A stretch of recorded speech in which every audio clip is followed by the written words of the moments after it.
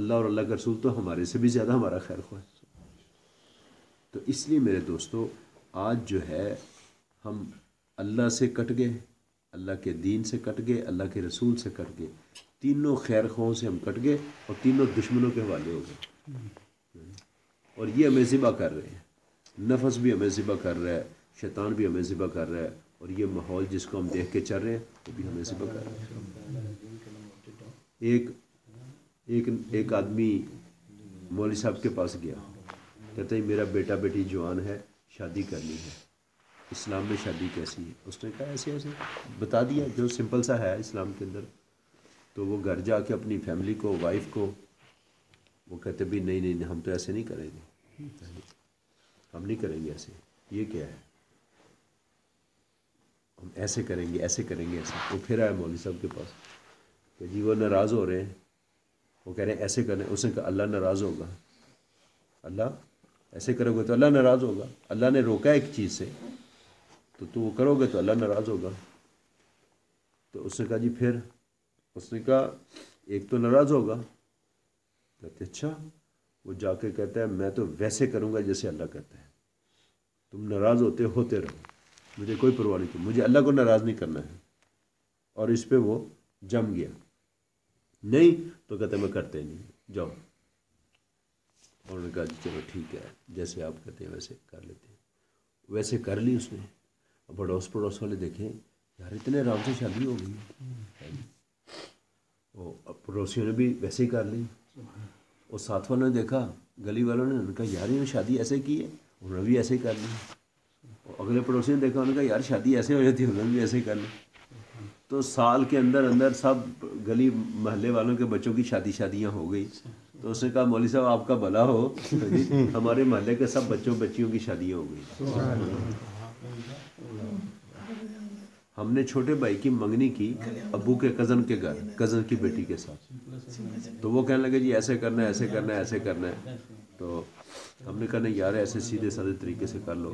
مجھے جماعت میں جانا تھا، وہ نہیں مان رہے تھے، کہتے ہمارا انکل کویت گیا ہوا، وہ آئے گا پھر ہم کریں گے۔ ہم نے کہا یار ہم بچے کو لے کے آ جاتے ہیں، اپنا گھر ہے، تو ہم جو ہے نا رات کو ٹھہریں گے، وہ سیدھا سادہ، میں کہ ہم بھائی کو لے آئیں گے، دوسرا بھائی آ جائے گا، ماموں آ جائے گا، تو ہمارا انکل آ جائے گا، ہم 8-10 افراد آ جائیں گے، تو رات ٹھہریں گے آپ کے گھر اور نکاح پڑھیں گے، اور صبح کو ناشتہ کر کے تو ہم چلے جائیں گے بچی کو لے کے۔ وہ تمہارا انکل جب آئے گا جو کوئی سامان سمود دینا ہوا تو بھیج دینا۔ اب ہمارے گھر میں 10 افراد پہلے رہتے ہیں، تو ایک اور فرد چلا جائے گا تو کیا وہ گھر میں جو برتن ہے اس میں وہ کھانا نہیں کھا سکے گی، اور گھر میں جو بسترے ہیں اس میں اس کا گزارا ہو جائے گا۔ ایک مہمان آ جاتا ہے تو کیا محلے والوں کو کہتے ہیں بسترے لے کے آؤ یا کھانا لے کے آؤ؟ تو جس گھر میں 8-10 افراد رہ رہے ہیں وہاں ایک اور چلا جائے تو گزارا ہو جائے گا، اس کی کیا مشکل ہے؟ تو خیر وہ ہماری جو آنٹی تھی وہ کہتی یہ کیا ہے، تو ہم نے خیر زور دے کے یہ چیز ان سے جو ہے نا وہ کروائی۔ میں کہا میں تو جماعت میں جانا ہے، تو وہ کر لیا اس طرح۔ وہ چاچی بڑی وہ بڑ کرتی رہی کہ یہ کیا کیا ہے جی، اس کا لڑکی کا باپ فوت ہو چکا تھا پہلے، وہ زندہ ہوتا تو وہ ایسے کرتا ایسے کرتا یہ کرتا، ہم نے سنی نہیں کسی کی۔ ہم نے وہ اگلے دن ہم گئے، نکاح پڑھانے والا مولوی کہتا ہے دولہا کون سا ہے؟ ہم نے کہا دیکھ لو، اس کو دولہے کا نہیں پتہ لگا۔ ہم 4 بھائی تھے سارے داڑھی والے، میرا ایک برادر ان لا تھا وہ بھی داڑھی والا، چاچو اور ماموں ابو کو تو وہ جانتے تھے، تو باقی ہم سب میں سے وہ مولوی نکاح پڑھانے والا دولہا نہیں پہچان سکا کہ کون سا ہے، اتنا سادہ تھا کام۔ تو ہم نے کہا پہچانو، کہتا نہیں پہچان سکتا۔ ہم نے کہا یہ دولہا ہے۔ اس نے کہا یار اتنے سادی، ہم نے کہا یہ تبلیغ کی وجہ سے ہے۔ تو خیر ہم نے نکاح کیا، تو گاڑی اب جو وہاں سے اسپیشل گاڑی جاتی تھی وہ جاتی تھی 5000 میں، منڈی بہالدین سے راولپنڈی سے پشاور ہم نے جانا تھا۔ تو اور جو وہ اڈے والی گاڑیاں جا رہی ہیں وہ پوری گاڑی لے لو، منڈی بہالدین سے راولپنڈی 1100 کا ووچر بنتا ہے، یہ ٹویوٹا 12 سواریوں والا تمہارا ہو جائے گا، اور پشاور سے وہ آگے 1100 لیتے تھے۔ 700 اور 1100 کتنا ہو گیا جی؟ 1800 میں گاڑی یعنی ہمیں پہنچ جائے گھر، اور اسپیشل کرائیں یہاں سے جو ہمیں چھوڑ کے واپس آئے وہ لے رہی ہے 5000، تو میں نے کہا وہ اڈے سے گاڑی لے کے آؤ. تو بچی کا ماموں کہتا ہے یہ کیا کرنے لگے ہیں؟ میں نے کہا کیوں؟ کہتا ہے عزت کا مسئلہ ہے. میں نے کہا اب عزت ہماری یہ نکاح ہو گیا اب تمہاری عزت نہیں ہے. ہمارا کام 1800 میں ہو رہا ہے تو ہم اس پہ 5000 خرچ کریں, ہمیں کتے نے کاٹا ہے, ہم نہیں کریں گے ایسے. لو جی وہ ہم نے گاڑی منگوائی, وہ پوری سیٹوں کے ہم نے پیسے دے دیے اس کو 700 روپیہ. دروازے پہ گاڑی آئی, ہم نے وہ ایک صندوق تھا وہ کپڑے کا اس میں رکھا اور بچی کو بٹھایا اور ہم بیٹھے اس میں. راول پنڈی گئے اڈے کے اوپر اور ساتھ دوسری پشاور کی گاڑیاں کھڑی ہیں. تو وہ جو لگی ہوئی تھی جو اس کے پیچھے والے نمبر پہ تھا, ہم نے کہا جس کا وچر بنا دو, یہ گاڑی ہم نے لے کے جانی ہے. وہ صندوق اس پہ سے اٹھا کے اس پہ ڈالا اور ان کو نکال کے اس میں سے اس میں داخل کیا اور وہ چلے گئے اڈے پر. تو ہم نے وہ گاڑی والے سے کہا, ہم نے کہا یار ہم شادی کر کے لائے ہیں تو دلہن ہے ذرا آگے گھر تک چھوڑ. اس نے کہا بالکل چھوڑ. ہم نے کہا تمہیں 100 روپے اور دے دیں گے. کہتا نہیں نہیں نہیں یہ ہماری بچی ہے فری لے کے جائیں گے. وہ پشاور کے لوگ ماشاءاللہ اس طرح. تو وہ ہمیں انہوں نے گھر چھوڑ دیا. تو یعنی وہ اس طرح ہو گیا. بعد میں کیا ہوا کہ اس چاچے کے بیٹے کی نہ دکان تھی اس کی اپنا اسپیئر پارٹ کی, وہ پرانے گاڑیوں کے انجن وغیرہ. تو وہ اس کو نہ کوئی چوری کے گاڑی کے انجن بیچ گیا, چوری کا سامان بیچ گیا.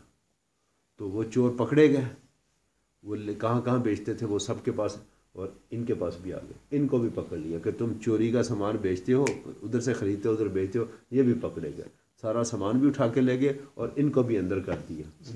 تو وہ اللہ کی شان ایسا زوال آیا کہ ان کو بچوں کو پرائیویٹ سکولوں سے ہٹا دیا, فیس نہیں دے سکتے ہیں, اور خود اندر چلے گئے اور بڑا بالکل وہ غریب ہو گئے. چودھری لوگ تھے, غریب ہو گئے. تو اب کیا ہوا کہ اب اس کی 2 بیٹیاں اور 2 بیٹے اور دوسرے بھائی کے ایک بیٹا بیٹی, ان سب کی شادی کرنی تھی. تو اب وہ چاچی جو اس وقت ناراض ہو رہی تھی تو وہ کہنے لگی کہ جیسے ہم نے اس طرح سادہ سادہ شادی کی تھی نا ان کی بھی کر لو. تو ان سب کی اسی طرح انہوں نے سادے طریقے سے 6 بچوں کی شادی کی. تو وہ چاچی مجھے پھر دعائیں دیتی رہی موت تک. کہتی اگر تو اس وقت یہ نہ کرواتا تو یہ ہمارے بچے شادی نہ کر سکتے, گھر بیٹھے بیٹھے بوڑھے ہو جاتے. تیرا بھلا ہو, تو نے اس وقت یہ زبردستی کروایا جی سیدھے سادے طریقے سے, تو یہ بچوں کی شادی ہوگی. وہ موت تک, پچھلے سال پھر اس کا انتقال ہوا, وہ موت تک مجھے جو ہے نا دعائیں دیتی رہی ہے کہ یہ تو نے اس وقت یہ کروا دیا تھا تو ہمیں سمجھ آ گیا کہ شادی ایسے بھی, تو اس لیے یہ ہو گئی.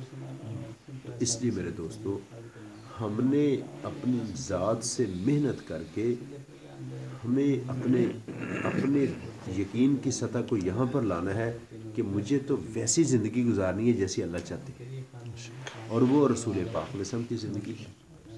وہ اس وقت یعنی ہماری ایک دفعہ سروزہ جماعت 90 میں نکلی. سروزہ جماعت 90 میں, ہم 91 میں جا رہے تھے سفر میں. تو ہم نے کہا یار گھر والوں کو ابھی یعنی کوئی وقت نہیں لگا تو ہمارے پیچھے یہ روتے رہیں گے, ان کو سروزہ لگا دے. والدہ بھی بہت پریشان ہے, 18 مہینے کا سفر تھا اور گھر والی پریشان ہے. تو ہم سروزہ مستورات کا تیار کر کے نہ لے گئے. تو وہ ایک بہت بڑے کوٹھی میں ہماری تشکیل ہو گئی. وہ وکیل صاحب تھے, ان کا بیٹا تبلیغ میں لگا ہوا تھا. تو جیسے ہم وہاں پہنچے میں سر پکڑ کے بیٹھ گیا. میں نے کہا یار ہمارے غریب لوگ ہیں سب, یہ عورتوں کی تو فٹافٹ رال ٹپک جاتی ہے. میں نے کہا یہ کہیں گی یہ تبلیغ والے اتنے بڑے بڑے بنگلوں میں رہتے ہیں, گاڑیاں اور یہ, اور ہمارے تبلیغ والوں نے ہمیں کہاں پھنسایا ہوا. میں کہا یہ کام خراب ہو گیا, یہ تشکیل جو ہے نا ری ایکشن کرے گی. تو ادھر خیر اللہ کی شان وہ ہوا. تو انہوں نے کیا کیا کہ ہم جب واپس آئے تو مستورات کا ذہن خراب ہو گیا. انہوں نے کہا بھائی یہ آپ لوگ ہمیں کیا کیا بتاتے ہو, اور یہ تبلیغ والے, یہ بھی تو تبلیغ والے ہیں نا, ان کی عورتوں کے پاس اتنی چوڑیاں تھیں اور اتنا یہ تھا اور وہ تھا, ایسے ایسے کھانے. وہ میں کہا یار تو میں بزرگوں کو کہا ہمارا تو کام خراب ہو گیا سارا, ہمارے تو گھروں میں لڑائی شروع ہو گئی ہے, ابھی دوبارہ ہماری تشکیل کرو. پھر ہم نے ایک اور سروزہ تیار کر کے نا گاؤں میں لے کے گئے, شہر سے باہر. ہاں جی, وہ 20-25 کلومیٹر باہر گاؤں میں لے کے گئے, کچے مکان اور سارا کچھ. تو وہاں جا کے ہم نے سروزہ, وہاں پھر ان کو وہ بات سمجھائی کہ بھی حضور علیہ السلام اور صحابہ کی اس طرح کی زندگی تھی تو یہ سیدھی سادی. تو وہاں سے ان کا ذہن جو ہے نا وہ ٹھیک ہوا. تو ہم نے اب خود بھی اس وقت کے امیر تبلیغ والوں کو نہیں دیکھنا ہے. مولانا یوسف رحمۃ اللہ فرمایا کہ مولانا الیاس صاحب رحمۃ اللہ صرف نبیوں کی باتیں کرتے تھے، اس سے نیچے کسی کی بات نہیں کرتے تھے. اور مولانا یوسف رحمۃ اللہ علیہ صحابہ سے نیچے کسی کی بات نہیں کرتے تھے، کیونکہ نبی اور صحابہ نمونہ ہے. اس کے بعد والا کوئی نمونہ نہیں ہے. اس کے بعد والے کے لیے یہ ہے کہ اگر ان کی زندگی ان کے ساتھ میل کھا گئی قیامت میں، اللہ نے یہ اعلان کیا ہوا ہے کہ اگر کسی کی زندگی نبی اور صحابہ کے ساتھ میل کھا گئی، اس کی نجات ہو جائے گی. اس کو تلاش کرنا ہے. تو مولانا یوسف اللہ فرمایا کہ اے تبلیغ والوں، بعد میں آنے والوں، کیونکہ ان کے وہ بیانات تو لکھے ہوئے سارے، انہوں نے کہا کہ بعد میں آنے والے تبلیغ والوں، اپنے زمانے کے تبلیغ والوں کو دیکھ کے نہ چلنا ورنہ گمراہ ہو جاؤ گے. یہ لکھا ہوا ہے ہاں کہ مولانا یوسف رحمۃ اللہ نے یہ لکھا ہوا ہے کہ اے تبلیغ والوں، بعد میں آنے والے تبلیغ والوں، اگر تم اپنے زمانے کے تبلیغ والوں کو دیکھو گے تو گمراہ ہو جاؤ گے، لہٰذا ان کو نہ دیکھنا، حضور علیہ السلام اور صحابہ کو دیکھنا. اور اگر تبلیغ والوں کو ہی دیکھنا ہو تو جنہوں نے تبلیغ شروع کی ہے ان پر کیسے کیسے مجاہدے اور حالات ہیں، ان کو دیکھ لینا، ان کو دیکھ لینا، پھر تم بچو گے، نہیں تو تم گمراہ ہو جاؤ گے. ہاں تو اس لیے بھائی آج اللہ پاک نے ہمیں موقع دیا ہے، ہم محنت کر کے اپنے دل کو یہ بات منا لیں کہ مجھے تو اس زندگی پر چلنا ہے کہ جو آپ صلی اللہ علیہ وسلم اور آپ کے صحابہ نے گزاری. وہ دو چیزوں پر ہے، سادگی اور حیا پر. ایسا ایمان بنانا ہے اپنے اندر کہ میرا دل اس کو دیکھے. جو آج ہو رہا ہے ادھر ادھر لوگ کر رہے ہیں، اس وقت پتہ کیا ہو رہا ہے؟ اس وقت جو ہمارے بے دین مسلمان ہیں وہ کافروں کے نقش قدم پہ چل رہے ہیں. انہوں نے زندگی کے ہر شعبے میں ان کو نمونہ، کیونکہ ٹی وی پہ خبروں پہ ان کو دیکھ رہے ہیں، جیسے وہ کر رہے ہیں یہ ویسے کر رہے ہیں. اور جو باقی دیندار لوگ ہیں، ہم ان بے دین مسلمانوں کو دیکھ رہے ہیں کہ یار ہم ان جیسی زندگی نہیں گزاریں گے تو ہم کیسے چلیں گے. ہم ان کو دیکھ رہے ہیں، وہ بے دین مسلمان کافروں کو دیکھ رہے ہیں، اور کافر تباہی کی طرف جا رہے ہیں، وہ پاگل ہیں. اللہ نے قرآن میں کہا سم بکم عمی فہم لا یعقلون، یہ اندھے بہرے گونگے اور پاگل ہیں. والکافرون هم الظالمون، یہ ظالم ہیں. تو ہمارے بے دین مسلمان ان کو دیکھ رہے ہیں، ان کے پیچھے جا رہے ہیں. اور ہمارے دیندار لوگ وہ اپنے بے دین رشتہ داروں کو دیکھ رہے ہیں کہ یار ہم ان کے ساتھ یعنی تب چل سکتے ہیں اگر ہم ان والی جو ہے نا وہ زندگی گزاریں. تو اس لیے میرے دوستو محنت کر کے اپنے دل کو یہ بات منانی ہے کہ مجھے تو ہر حال میں اللہ کی ماننی ہے، حضور پاک صلی اللہ علیہ وسلم کے بتائے طریقے سے ماننی ہے، اور اللہ کو راضی کرنے کے جذبے سے. مولانا الیاس صاحب رحمۃ اللہ فرمایا میں اس محنت سے ہر مسلمان کو یہاں لانا چاہتا ہوں کہ وہ اس پر آ جائے کہ مجھے ہر حال میں اللہ کی ماننی اور حضور پاک صلی اللہ علیہ وسلم کے بتائے ہوئے طریقے سے ماننی ہے، اور اللہ کو راضی کرنے کے لیے ماننی. بس اللہ راضی ہو جائے. اور آپ صلی اللہ علیہ وسلم کی زندگی دو چیزوں کے ساتھ ہے، سادگی اور حیا. اس میں کوئی مشکل نہیں ہے. اس میں میرے 8 بچے ہیں، میں 8 مہینے چھٹی کر لیتا ہوں، مجھے 8 مہینے چھٹی مل جاتی ہے. 8 مہینے کے بعد میں پاکستان سے آیا مانچسٹر ایئرپورٹ پہ، گورا میرا پاسپورٹ دیکھتا کہتا ہو 8 منتھ ہالیڈے کون دیتا ہے آپ کو؟ 8 مہینے ہالیڈے کون دیتا ہے تمہیں برطانیہ؟ یہاں تو 6 ہفتے سے زیادہ چھٹی نہیں نا، قانون نہیں ہے. کہتا 8 مہینے چھٹی کون دیتا ہے تمہیں؟ میں نے کہا بھائی ایک جاب ہے، ہم 2 بندے کام کرتے ہیں. اب ہمارے ہاں کیا ترتیب ہے؟ 3 امام ہیں، ایک امام 10 مہینے ڈیوٹی کرتا ہے، 2 مہینے چھٹی کرتا ہے، وہ 2 مہینے میں آ جاتا ہوں. پھر اس کے بعد وہ آ جاتا ہے، دوسرا چلا جاتا ہے 2 مہینے چھٹی، سال کے بعد 10 مہینے ڈیوٹی کر کے، تو وہ ڈیوٹی میں اس کی پکڑ لیتا ہوں. وہ آ جاتا ہے تو میں چھوڑ دیتا ہوں. یعنی وہ 4 مہینے میری ڈیوٹی اور 8 مہینے چھٹی، ضرورت پوری ہو جاتی ہے. وہ سال کے لیے بچوں کو گندم لے دیتے ہیں، کپڑے لے دیتے ہیں، جوتے لے دیتے ہیں. وہ اگلے سال میں کہ زندہ رہے تو پھر مر گئے تو تم جانو، تمہارا اللہ جانے. ہاں ہم تمہارے رب تو نہیں ہیں. تو وہ گورا مجھے کہتا ہے 8 مہینے چھٹی ہالیڈے کون دے رہا ہے تمہیں یو کے اندر؟ میں نے کہا بھی ایک جاب ہے 2 بندے ہیں. میں کہ 2 جابیں 3 بندے ہیں، ایک بندہ فری ہوتا ہے اور جس کو جتنی چھٹی کی ضرورت ہوتی ہے وہ کر لیتے ہیں اور وہ جاب چلتی رہتی ہے. اور میں نے کہا میں ٹیکس دے رہا ہوں آج تک. میں نے کہا اللہ کا فضل ہے، میرا ریکارڈ دیکھو، میں نے ایک پینی نہیں لی ہے، بچوں کے بینیفٹ نہیں لیے ہیں، کچھ بھی میں نے نہیں لیا. میں لے سکتا ہوں میں کچھ نہ میں نے لینا ہے نہ مجھے اس کی ضرورت ہے، اللہ کا شکر ہے میری ضرورتیں پوری ہوتی ہیں. میں کہتا تمہیں کس چیز کی پریشانی؟ وہ کہتے ہیں سوری. تو میں 8 مہینے چھٹی کر سکتا ہوں، 8 بچوں کا باپ، تو آپ لوگ نہیں کر سکتے ہیں؟ کیوں جی؟ باقی لوگ نہیں کر سکتے ہیں؟ ہاں؟ کر سکتے ہیں. کس لیے؟ ضرورت کے لیے. مجھے ابھی 13واں سال ہو گیا، میں اس طرح کی ایک واسکٹ بنوا کے لایا تھا، وہ 5 سال چلی ہے،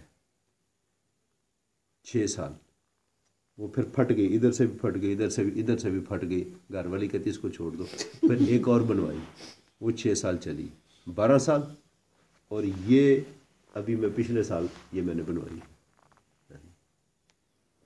یہ ذرا تھوڑی گرم ہوتی ہے کہ باہر ہوا ہوتی ہے تو اس کو جو ہے نا چھاتی کے لیے. تو اب یعنی میرے ساتھ ایک مولوی صاحب تھے، وہ کبھی وائٹ روز جاتے، کبھی ہر ہفتے پیسے ملتے وہ کوئی نہ کوئی لے آتے، کوٹی لے آتے، کبھی شوز لے آتے. شوز میں پہلے دفعہ آیا 500 روپے کے لے کے آیا، وہ 5 سال چلے. پھر دوسری دفعہ آیا، وہ ہاف پرائز پہ مل رہے تھے، ویسے ان کا ریٹ تھا 1500. فیکٹری گیا تو وہ 800 کے لگے ہوئے تھے فیکٹری کے بعد فیئر پریس شاپ کے اوپر. اور یہاں وہ شوز بکتے ہیں پتہ نہیں 40 پاؤنڈ کے کہ 35 کے. وائٹ روز میں دیکھے وہ لیدر کے وہاں سے آتے ہیں، اور مجھے کہتا ہے لے لے. میں نے کہا میں نے زندگی میں، وہ کہتا قاری صاحب یہ 1500 کی جوتی ملتی ہے ادھر مارکیٹ سے، تو ادھر انہوں نے ہاف پرائز پہ لگائی آپ کو. وہ نا ڈفرینٹ سائز ہوتے ہیں، وہ کسی کسی کو پورا آ جاتا ہے، قدرتی وہ رکھے ہوتے ہیں انہوں نے فیکٹری کی مشہوری کے لیے. کہتا میں نے کہا میں نے 800 کی جوتی خریدی نہیں آج تک جی. تو میں نے کہا میں تو یہ نہیں لے سکتا ہوں. اس نے کہا نہیں وہ زبر. کہتا تو پیسے نہیں دیتا، میں اپنے پاس سے دے دیتا ہوں. میں نے کہا یار اتنی بھی تو بات نہیں ہے. تو وہ خریدے، تو وہ اللہ کی شان چوری ہو گئے، یہاں سے وہ کسی نے اٹھا لیا تو وہ کسی کو پسند آ گئی تو پھر یہاں سے ہی وہ خریدے. تو وہ ابھی تک چل رہے، وہ ابھی تک یعنی اس میں 13واں سال مجھے جا رہا ہے. میں 2 دفعہ جوتی خریدی. اور میرے ساتھ کا مولوی تھا، وہ کبھی کوئی کوٹی لے آئے، کبھی شوز لے آئے یہ، اور پھر بھی وہ پریشان، بازار میں جائے اور دیکھے. مجھے کہتا ہے یار تو کتنا سکھی ہے، تو یہ بنا کے لے آتا ہے 5 سال اس کو چلاتا ہے، اور نہ بازاروں سے تو بچا ہوا ہے، تو نہ تو بازار جاتا ہے میرے ساتھ، اور نہ تجھے پیسے خراب کرتا ہے، نہ تجھے ادھر کمرے میں ڈھیر لگا ہوا ہے. کہتا دیکھ میرے کمرے کے اندر. اور پھر میں پریشان ہوں، اب نیا ڈیزائن آ گیا پھر لے کے آتا ہوں. تو اس لیے کہتے ہیں ایک ہے ضروریات والی زندگی اور ایک ہے چاہتوں والی زندگی. ضروریات والی زندگی حضور پاک صلی اللہ علیہ وسلم کی ہے، ضرورتیں بھی پوری نہیں ہوتی تھی.